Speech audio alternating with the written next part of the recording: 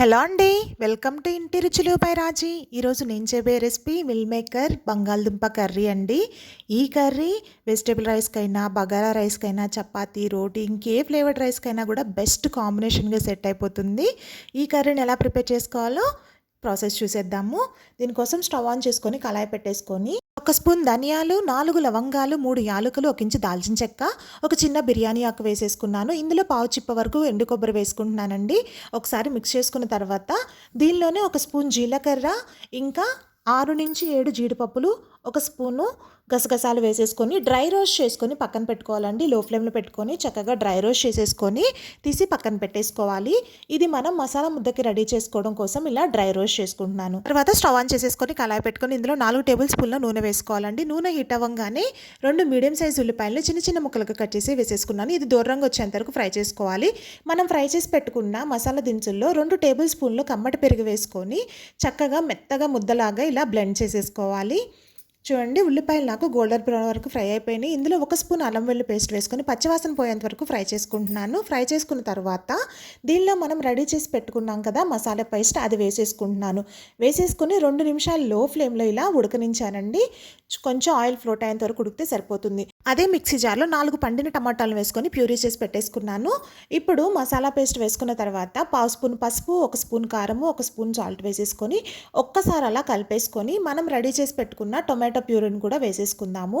4 చక్కగా పండిన టొమాటోల్ని ఇలా పేస్ట్లో చేసేసుకొని వేసుకుంటున్నాను.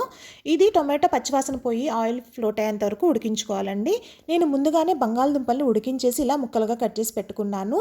ప్రాసెస్ ఈజీగా అయిపోతుంది మనకి. తర్వాత సోయా చంక్స్ని కూడా మిల్ మేకర్ని కూడా వేడి నీళ్ళలో 10 నిమిషాలు పక్కన ఉంచేసి తర్వాత వాటర్ అంతా తీసేసి ఇలా పక్కన పెట్టేసుకున్నాను. టొమాటో ప్యూరీ మనకి ఆయిల్ ఫ్లోట్ అయ్యేదాకా చక్కగా పచ్చవాసన పోయి కుక్ అయిపోయిందండి. ఇప్పుడు దీనిలో మనం గ్రేవీ కన్సిస్టెన్సీకి కావాల్సిన వాటర్ని కూడా యాడ్ చేసేసుకొని తర్వాత బంగాళదుంపని ఇంకా మిల్ మేకర్ని యాడ్ చేసుకుందాము. ఇలా ఒకసారి మిక్స్ చేసుకున్న తర్వాత మనకి ఎంత గ్రేవీ కన్సిస్టెన్సీ కావాలో చెక్ చేసుకొని వాటర్ యాడ్ చేసుకోవాలి. నేనైతే 1 కప్పు వరకు వాటర్ యాడ్ చేసుకున్నానండి. మిల్ మేకరు ఇంకా పొటాటో వాటర్ని పీల్చుకుంటాయి కదా ఉడికేటప్పుడు, అందుకే 1 కప్పు వరకు వేసుకున్నాను. ఉడికించి పెట్టుకున్న మిల్ మేకర్ ఇంకా బంగాళదుంప ముక్కలను వేసేసుకొని ఒక్కసారి అలా మిక్స్ చేసేసుకుందాము చక్కగా. ఇలా కలుపుకున్న తర్వాత ఈ స్టేజ్లోనే మనం కారం, ఉప్పు అవి చెక్ చేసుకొని సరిపడకపోతే వేసుకోవచ్చు అండి. ఒకసారి చెక్ చేసుకొని వేసుకున్న తర్వాత లిడ్ పెట్టుకొని లో ఫ్లేమ్లో ఒక 10 నిమిషాలు మనం ఉడికించుకుంటే మిల్ మేకర్ బంగాళదుంప కర్రీ మనకి రెడీ అయిపోతుంది. నేను ఇప్పుడు లిడ్ పెట్టేసుకొని 10 మినిట్స్ లో ఫ్లేమ్లో కుక్ చేసుకుంటున్నాను. చూడండి, చక్కగా ఆయిల్ ఫ్లోట్ అయిపోయి గ్రేవీ కూడా థిక్గా అయిపోయింది. కూర రెడీ అయిపోయింది. చూసారా, ఈ కన్సిస్టెన్సీ ఉన్నప్పుడే మనం స్టవ్ ఆఫ్ చేసుకోవాలండి. అప్పుడే మనకి కూర ఆరే కొద్దీ ముద్దగా అయిపోకుండా చక్కగా ఉంటుంది. లేదు ఇంకా ఉడికించుకుంటే డ్రైగా అయిపోతుంది. ఈ స్టేజ్లోనే కొత్తిమీర వేసేసుకొని ఒక్కసారి అలా కలిపేసుకొని స్టవ్ ఆఫ్ చేసేసుకుంటే మిల్ మేకర్ బంగాళదుంప కర్రీ రెడీ అయిపోయింది. చూసారు, నేను స్టవ్ ఆఫ్ చేసేసుకుంటున్నాను.